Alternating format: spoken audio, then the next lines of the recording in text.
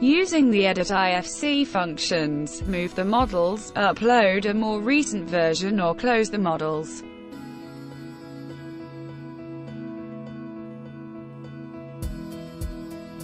Move or rotate the models to position them correctly.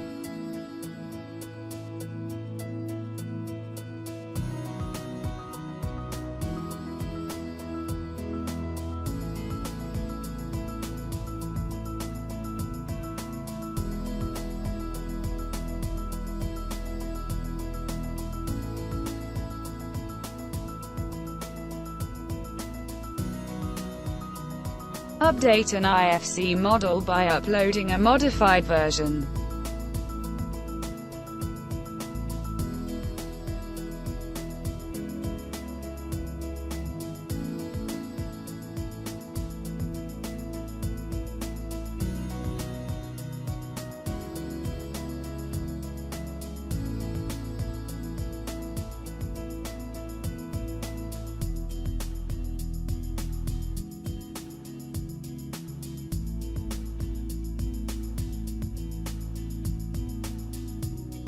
Close the models you are not interested in viewing.